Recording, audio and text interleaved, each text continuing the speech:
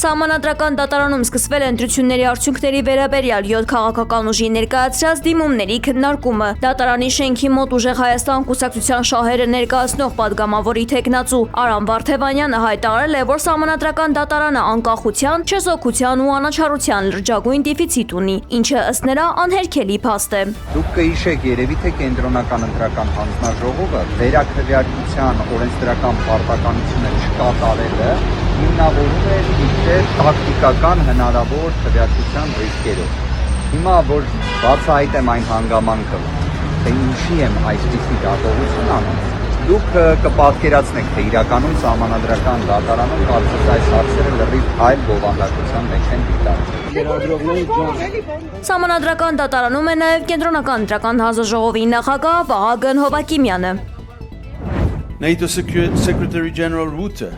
said lately Իսրայելի արտաքին գործերի նախարար Գիդեոն Սաարը մտադիր է կիրակի օրը երկրի նախարարների կաբինետի ներկայացնել բանաձև Օսմանյան կայսրության գոյության վերջին տարիներին հայ ժողովրդի նկատմամբ իրականացված ցեղասպանությունը պաշտոնապես ճանաչելու վերաբերյալ, հայտնել է The Times of Israel պարբերականը, հղում անելով իսրայելական արտաքին քաղաքական գերատեսչությանը։ Այս նախաձեռնությունը, որն անխուսափելիորեն կհանգեցնի Թուրքիայի դիվանագիտական դժգոհությանը, նոր փուլ է Իսրայելի արտաքին քաղաքականության մեջ, որը երկար ժամանակ խուսափում այդ հարցի պաշտոնական ճանաչումից դիվանագիտական զգայունության պատճառով։ Այնուամենայնիվ, վերջին տարիներին Իսրայելի եւ Թուրքիայի միջև հարաբերությունների կտրուկ վատթարացումը, հատկապես նախագահ Ռեջեփ Թայիփ Էրդողանի կողմից Իսրայելին Գազայում ցեղասպանության մեջ մեղադրելու համատեքստում ստիպել է Իսրայելին վերանայել իր դիրքորոշումը։ Իսրայելի ԱԳՆ-ի կողմից առաջարկին կից ներկայացված բացատրական տեքստում շեշտվում է, որ չնայած պատմական հիմնավորված ապացույցներին, հայոց ցեղասպանությունը շարունակում է մնալ Թուրքիայի կողմից կազմակերպված ժխտման եւ պատմության մանիպուլյացիայի առարկա։ Այս բարոյական պարտավորության շրջանակում կառավարությունը առաջարկում է ոչ միայն պաշտոնապես ճանաչել ցեղասպանությունը, այլև դատապարտել պատմական ճշմարտությունը, խեղաթյուրելու բոլոր փորձերը։ Վենեսուելայի հզոր երկրաշարժի հետևանքով զոհերի թիվը հասել է 188-ի։ Իշխանությունը հայտնել է նաև 1520 վիրավորի եւ 157 անհետ կորած քաղաքացու մասին։ Մեծի տանն Կիրիկիո կաթողիկոսության տվյալով բնական աղետից դուժել է 2 հայ ընտանիք։ Հայ համայնքի շրջանում մի քանիսը դեռևս համարվում է անհետ կորած։ Վենեսուելայի հայ համայնքի հոգևոր առաջնորդ գերաշնորհ Տեր Պետրոս եպիսկոպոս Մանուելյանը ABC մեդիայի հետ զրույցում ասել է, որ ավերիչ երկրաշարժի հետևանքով հայերի շրջանում զոհեր եւ վիրավորներ չկան, սակայն բազմաթիվ հայեր նյութական վնասներ են կրել։ Նրա խոսքով շատ մարդիկ գիշերը անցկացրել են փողոցում հետ ցնցումների վախի պատճառով։ Բարեփոխտաբար հայ զոհ չունենք, սակայն շատ հայեր նաև ունեն նյութական վնասներ, թե իրենց գործադեղիներեն, թե իրենց դուներեն ներս։ Այս բանի դրությամբ արտակարգ իրավիճակ արդեն իսկ հայտարարված է երկրի կառավարության պատասխանատու մարմիններում կողմէ եւ մենք բոլորս հալ կհետևենք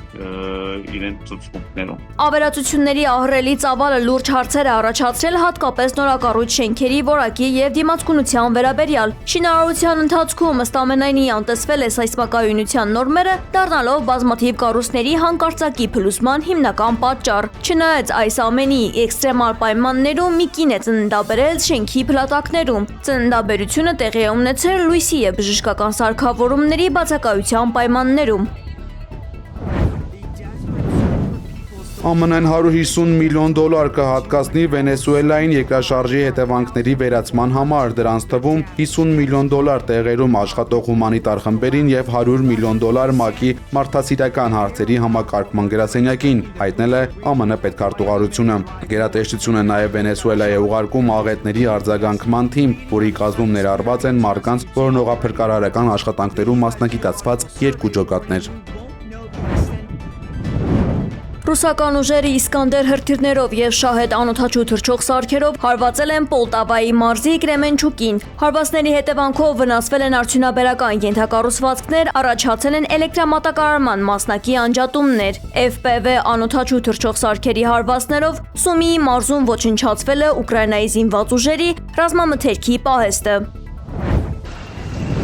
Իսրայելի ռազմաօդային ուժերը կրկին հարվածել են Բեյրութին, ըստ իսրայելական լրատվամիջոցների հրամանը տվել է երկրի պաշտպանության նախարար Իսրայել Կացը եւ վարչապետ Բենյամին Նեթանյահուն։ Իսրայելական կողմը պնդել է, որ այս քայլը Հեզբոլլահի հրետակոծությունների պատասխանն է։ Հարձակման հետևանքով Բեյրութում մի քանի բնակելի շենք է ավերվել։ Տուժածների մասին պաշտոնական տեղեկություններ դեռևս չկան, սակայն հայտնի է, որ սպանվել է Հեզբոլլահի առաջնորդներից մեկը։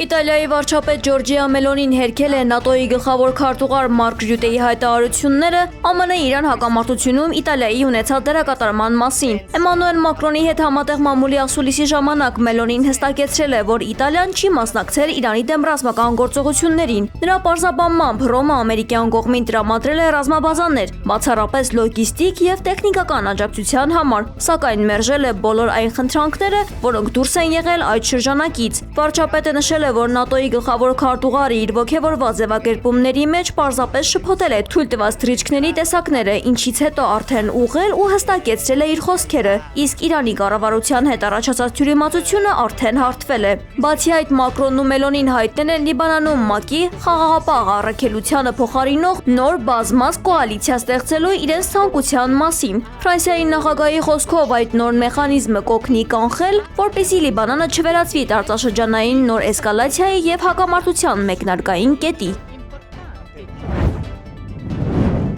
Հայաստանի փոխվարչապետ Մեհեր Գրիգորյանը մասնակցել եւ շնորհավորական խոսքեր հնչեցրել ԱՄՆ անկախության օրվա եւ պետության հիմնադրման 250-ամյա հոբելյանի առթիվ։ Նա բարձր է գնահատել հայ-ամերիկյան հարաբերությունների 2025 եւ 2026 թվականների ձեռքբերումները։ Փոխվարչապետը առանձնացրել է ԱՄՆ նախագահի ներկայությամբ Հայաստանի վարչապետի եւ Ադրբեջանի նախագահի ստորագրած համատեղ հռչակագիրը։ Նա շեշտել է, որ Վաշինգտոնի ակտիվ դերակատարմամբ Հարավային Կովկասում խաղաղության նոր դարաշրջան սկսվել, ինչի վկայությունն են ԱՄՆ փոխնախագահ Ջեյ Վենսի եւ պետքարտուղար Մարկո Ռուբիոյի այցերը Հայաստան, TRIP նախագծի ռազմավարական համաձայնագիրը, որը դառնալու է գլոբալ տրանսպորտային երթուղիների առանցքային հանգույց։ Մեհեր Գրիգորյանը շնորհավորել է նաեւ ամերիկահայերին եւ ԱՄՆ բարեկամ ժողովրդին, մաղթելով հարատև խաղաղություն եւ բարօրություն։ Եվրոպական մի շարք երկրներում սաստիկ շոկ է գրանցվել, էպիկենտրոնում Ֆրանսիան է։ Այստեղ ջերմաստիճանը անցել է 40-ի սահմանը։ Երկրում անոմալ շոկի պատճառով ասֆալտը սկսել է հալվել։ Մեծ Բրիտանիայում, Իսպանիայում եւ Շվեյցարիայում օդի ջերմաստիճանը հասել է հունիս ամսվա համար պատմական ամենաբարձր ցուցանիշներին։ Սպասվում է, որ եղանակն ավելի կտաքանա։ Ֆրանսիայում եւ Իսպանիայում շոկից տարեցներ են մահացել։ Եվրոպան այժմ ամենաարագ տաքացող մայրցամաքն է ըստ վերլուծությունների։ Գլոբալ տաքացման ֆոնին նաեւ վերջին տարիներին ավելացել են անտառային հրդեհները։ Եվրոպայում ռեկորդային շոկը խաթարել է նաև տրանսպորտային համակարգի, դպրոցների եւ զբոսաշրջային վայրերի աշխատանքը։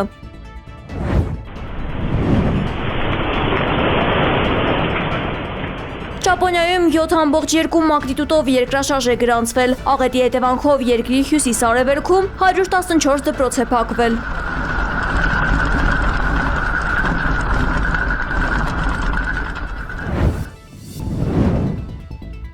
ԱՄՆ-ի Յուտա նահանգում հրդեհային չափազանց ծանր իրավիճակ է ստեղծվել տեղումների պակասի եւ աննախադեպ չոր եղանակի պատճառով։ Անտառային հրդեհները մոլեգնում են մի քանի ճակատով, այրելով տասնյակ հազարավոր հեկտարներ եւ լրջորեն վտանգելով բնակավայրերն ու ենթակառուցվածքները։ Հրդեհը ստիպել է տարհանել բնակիչներին։ Իշխանությունը հայտարարել է աննախադեպ չոր պայմանների մասին, ինչը թույլ է տալիս կրակին աննկարագրելի արագությամբ տարածվել։